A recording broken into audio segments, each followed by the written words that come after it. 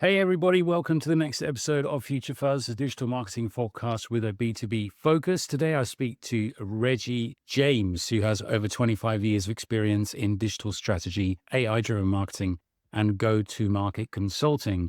Reggie has become a trusted advisor to ambitious B2B companies across tech, fintech, blockchain, and financial markets. As the founder of Digital Clarity and director at DBMM Group, he's worked with startups, scale-ups, and Fortune 500 companies to design and execute high-impact strategies that accelerate growth. I started off the show today asking Reggie which story and which project he was most proud of. And let's dive into the show. One of the great things we've done recently was we helped a company go from struggling with their marketing. They tried so many different things. Obviously, I can't name the company, but we got involved, sat them down in a room, deconstructed where they were, what they're doing, what they're trying, understood why they were trying those different things. And it's all, it's very common. People try and do these things. And then we started asking them questions about their business, about what they do, what they wanted to achieve. Went back to what is it you actually do? Where do you fit into the ecosystem of what you do? Drilled into those specific areas by asking some quite deep questions, and then created a very focused plan that would be reviewed in 4 to 6 months. And we specifically chose that time because that was their deal cycle, if you like, from beginning to end. And one of the things that we did with them was to understand why they were, as a software business, they were getting leads, getting demos to demonstrate their product, but then getting ghosted by that particular. And how often and when would they get ghosted? I'm really curious because I hear about this a lot. They would get. They'd already do the demo? They already have a few sales? Yes, so they would. It would vary. So let's break it down into a couple of percentages. What we found was that with this particular company, 20% of the ghosting would be happening post demo. About 60% would happen on the second or third follow-up call. Yes, I'm interested. Yes, I want to do it. Right. We're just talking internally. And then the rest would either lead to them being shortlisted and up against another company. So they would either win the deal or not. Okay. So it's not all, was not all negative. So that was the kind of split, if you like. That's quite a large drop off. That's like 80%. It happens. It happens a lot. So so if you look at data from things like Sixth Sense, Bain Consulting, all of those different areas, due to the buyer being in control, especially post-COVID, they have access to so much information. They're already making judgments. And I don't know if you've heard about the 95-5 rule, which I'll happily talk about. They have almost already made up their mind on who they are going to use. All they really want to do is validate and justify. And so therefore, what my client was struggling with was whether they were going to be part of a beauty parade or actually genuinely interested. And the only way you can do that is to really get deep into the questioning. And we devised a strategy for them in this particular sense, where we would actually be turning people away, which sounds odd, but really drilling it. Probably you're saving a lot of time. They were wasting a lot of time because when they got an inquiry, the sales team were doing high fives and ringing bells and stuff, as we all do. And been there, done that, yeah. And the pipeline was a bit of a jackanory. It was like a work of fiction for all our lovely listeners around the world. Pipeline delusion. Pipeline delusion. We've had a podcast, and I can. You should listen. I can tell you talk forever about those. But we interrogated their pipeline. We looked at their pipeline. We had a wonderful conversation about it. But what we were doing was not giving them going to a doctor and having a pill, but do what we normally do is giving them a full scan and saying, this is the health of your business, this is the state of your business, and these are the bits, these are the blocked arteries that you need to fix, if you like. And that's what we were doing. So we addressed those by actually using questioning techniques a lot more. And this is where What was the outcome, Reggie? So when you went through this process, like you confronted the client with a lot of hard truths, right? You said, look into your pipeline. Is it really realistic? The sales team are doing high fives when the leads come in, but they're not converting because there's a huge drop-off rate. When they implemented the changes that you put in place, what was the outcome? In short, and it was a 60% increase in that first year of working, 60% increase in that annual recurring revenue in year one. Wow. Second year, 100% plus. And the clue is, if you really want to look, there's a case study on our website. There goes the shameless plug. But in seriousness, what we did was really to understand the business, you need to really get under the skin of it. And and this is where we have the agency delusion, is that you have to educate your prospect to the fact that it's going to be hard work, but enjoyable. Right. And the outcome is going to be the desired outcome, but we'll be realistic about it. If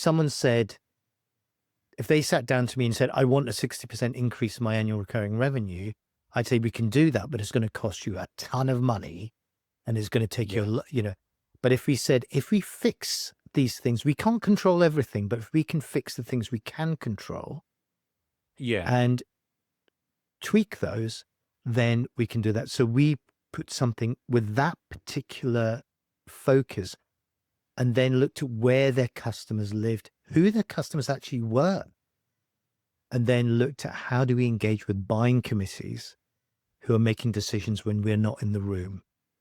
And so we started we started a game plan around that.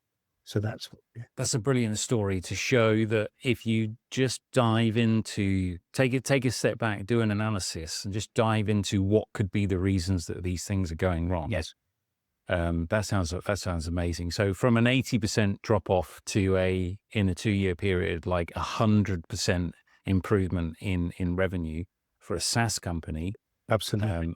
Absolutely brilliant. Yeah. So you're running a consultancy organization that helps companies with a range of different, issues that they're trying to deal with. And one of your main focuses is basically helping companies grow. So why do most companies still choose agencies based on pitch decks instead of fitting in with an idea of a growth strategy? Why do you think that is? Wow, that's a great question. It is. The thing is, Justin, it's really what's available. There's a kind of default position for many companies. Depending on the size of the organization, if you look at a mid-sized business, by mid-size, say 3 to 5 million euros, pounds or euros, up to, say 20, 30 million, annual recurring revenue.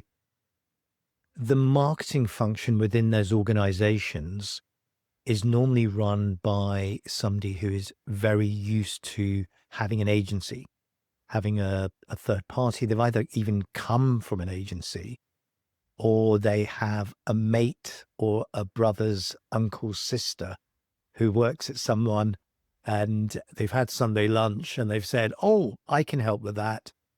And you'd be surprised that how some of these things, how people get to where they get to. So that's why the agency is the default position. This is agency in the classical sense. Digital agency, web agency, paid search agency, etc., social media. It's the default or go-to position where people say, I'm looking to grow the business. We don't have the availability, or we do have a function in-house, but we need help. we need support. And that's where they normally go to.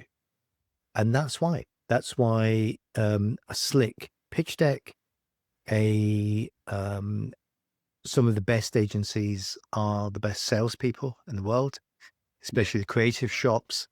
And really, it's not a fault of anyone's. It's just the way the business society is. Of course. So for us, we're kind of swimming upstream. We're kind of having to re-educate and entertain and inform, to use that old BBC adage, to help companies really understand that what they may need is somebody that understands the business and then kind of take it from there. So it's that kind of thing. And you said there something really on point, that some of the best agencies out there, or let's say the ones that win a lot of business, they're very good selling, and they have this the shiny pitch decks, etc. And then we spoke about it before, right? That they then get bought in to an idea. They think that this service is going to work for them, and they believe they're going to work with seniors within the team. But then what ends up happening is that they sort of get bumped down. They end up working with different people than they were speaking to. They get confused, and that's where things unravel. Now, you do something quite different there. Maybe you can tell us about what you do there. Yeah, absolutely. So like a lot of service-led organizations, the people doing the pitch, the shiny pitch deck and everything else like that. And I think those days they've not necessarily gone, but people can see beyond those. But yeah, it's normally somebody senior talking to the board or talking with authority because they've got the war wounds. They may have built and exited businesses themselves. So the person on the other side of the table, if you like, or the camera, has bought into it. And when people start working together, there's a disconnect, and you end up, in many cases, I wouldn't say in all cases, but in many cases, dealing with the 10th person in the deal team who is learning on the job, who has no rapport with the board or whatever. And if that happens, and I'm not saying that it shouldn't happen, because everyone's got to learn something somewhere along the line, it's managing that situation with the client. It's managing the relationship. Because it doesn't matter if someone is working there, as long as there's someone else there with a safe pair of hands, someone with trust. But a lot of this happens at the early stages of the pitch, at the early stages of the engagement process or the onboarding. And that the onboarding for me, and again, in the traditional sense, because it's all changing, we try and meet companies where they are because everyone's different. It's all about being transparent and helping companies understand before they engage. This is what will happen. This is typically what a working relationship will look like. These are the people you will deal with, but you'll still deal with me on X amount of time. So there's that kind of element. And it might even be that the person doing the pitch, and though they win the pitch, that someone better comes along and takes over that scenario. But I think with most prospective customers, with clients, they just want to be understood and to understand as well. I know that sounds a little bit cliched, but they really just want, it's a grown-up conversation. It's as George Bernard Shaw once says, the challenge with communication is the assumption that is taking place. And great, it's not so much about being slick, it's about having transparent communication. And I think that's really where the top players rise to the top. The shine on the deck soon goes, it soon dulls, and it becomes a distant memory. Of course. When you get into the depths of the relationship, and it only takes a senior leadership person to go up to their board and say, things aren't working. Who the hell hired these people? They don't get Yeah. us or whatever. And this is where we come in. So we're normally the troubleshooters when people are there. That's how we get, not always, but we get engaged into conversations through relationships and contact, both by agencies and clients. So we also help a lot of agencies. We started life off helping big media planning buying agencies, which I can happily tell you about. Future Fuzz is sponsored by Salesforce, B2B pipeline management and sales growth for your business. So what are people coming to you asking for right now? What problems are they faced with? What would you say are the top 3 problems that companies are really struggling with? In relation to working with a third party or their own actual challenges that they have right now? Well, if they had a challenge and they wanted to approach a third party to get it fixed, what are those 3 things that they're asking to get fixed? Again, there's quite a plethora of different challenges that companies have. You can distill them down to under probably 10 points. Number 1, how do I use AI to be more effective? And that is also peppered with what they're really saying, what they're asking, and what they're really saying is, how can I add efficiency so that my shareholders can see that I'm cutting costs but increasing value, and the 2 aren't mutually exclusive. Number 2, it's always about growth. How can I create sustainable growth? How do I get rid of the feast and famine of a good month, good quarter, good year, bad year? How can I create something that those guys over there they just have year-on-year growth. They just continually are growing, they're lean, they're pivoting in the right way. So that's the other kind of question that we always get, how can I grow? Everyone wants growth. Everyone wants growth, yeah. right? But yeah. And what would be the third one? Let's see if we can rattle through okay. The other one is I'm trying something and it's not working. Everyone's using LinkedIn and my competition are really using it so well, and I'm not. And I'm doing everything they're doing. It's a Me Too thing. And I'm using everything they're doing, but it's not working. How can I fix that? I've got a real problem with that. I want to be bigger on LinkedIn. And that opens up a whole sort of thing. But as I say, Justin, a lot of these questions, a lot of these challenges are normally down to people, their processes, their partners that they're dealing with, the systems that they use. You can have all the visibility in the world, but if you can't capitalize on that visibility, I've been posting 10 times a day, and it's like, I've started a podcast. Okay. What's going on? Where am I going wrong? Where is that? Right. And all of these questions, I'll distill this into a very, very thing. All roads lead to a lack of clear strategy and focus. So how flexible should those strategies be long term? Do you sometimes feel like organizations and people, we're all humans at the end of the day, they fix upon an idea, they get into the weeds of what the strategy that they're going to execute, and they become too fixated on it, and they ignore the problems that continue. How flexible do you think organizations seem to be? Wonderful question. I would say that you need to have flexibility in everything.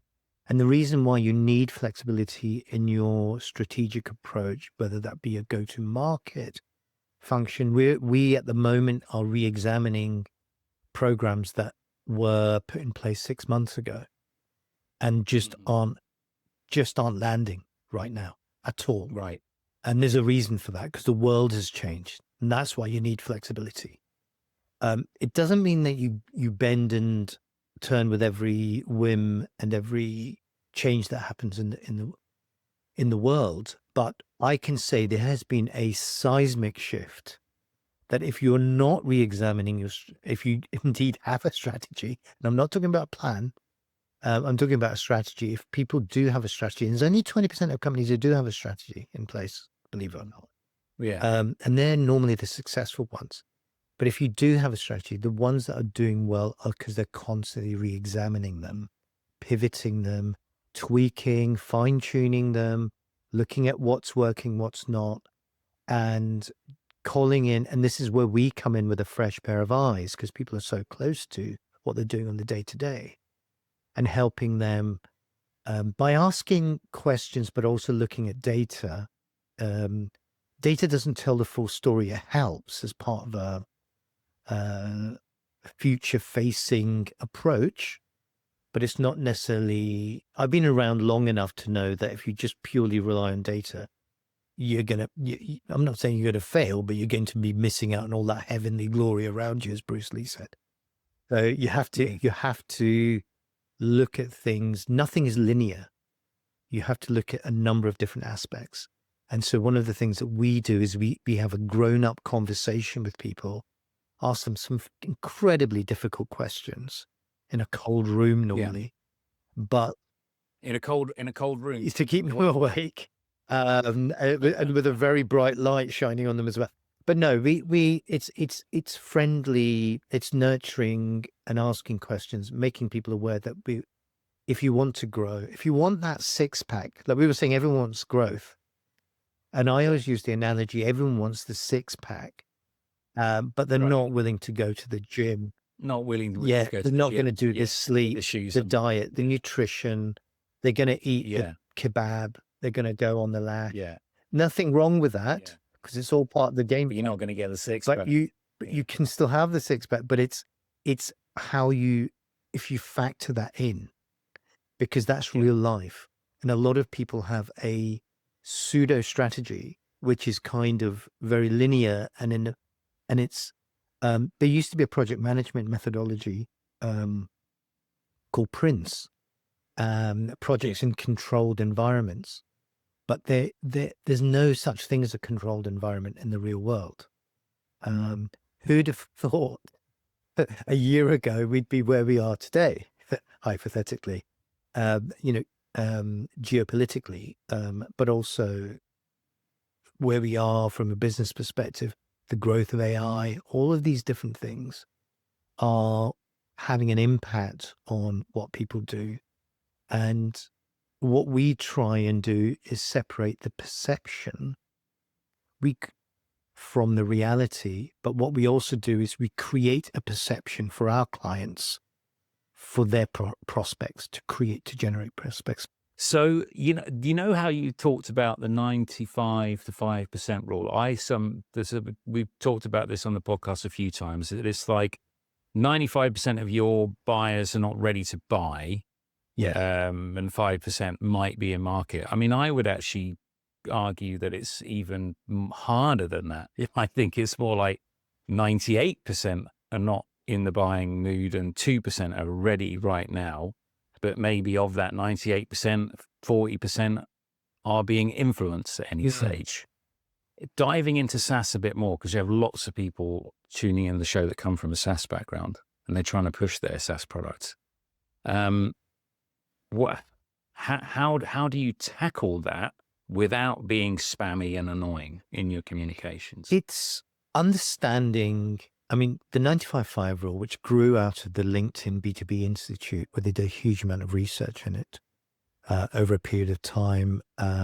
Two great guys who now are running their own thing. They've got it plays on the Pareto principle, the 80-20 rule. And you're absolutely right, it's probably higher. It's understanding that rule firstly. Okay. So the hard truth for people to try and grasp is that 45% of people don't even know they've got a problem that your solution can fix. Rule number one. Okay. So that's a big swathe of the community that don't care about you. They don't care. So all that messaging you're doing, all that spammy stuff that you talked about, Justin, is just falling on deaf ears. You use it. You're wasting so much energy, time, money, just spamming people. You're actually putting them off. They'll never use you. So a large chunk of people are not in the room. They don't even know they've got a problem. Yeah. As they move down the funnel and someone says, oh, we've got a problem here, we need to fix it.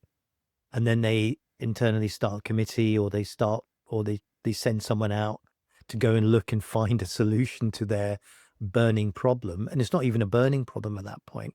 As they move along that sideways funnel towards that 5%, and we'll stick with 5% for the moment.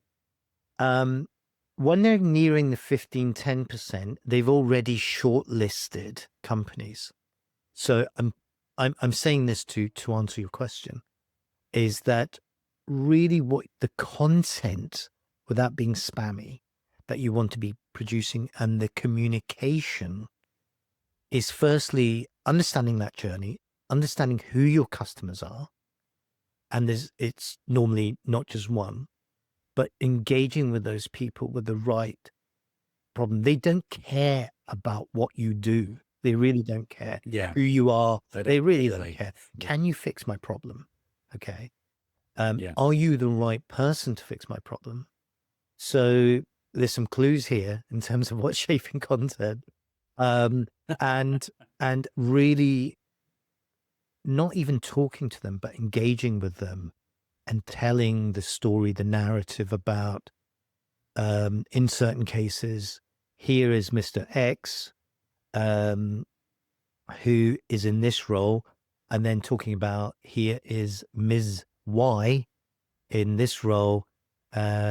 She was a CFO. She's looking to make savings, and this is how we helped with this scenario. Yeah. I'm not necessarily it was going to work for you, but this is how we did it.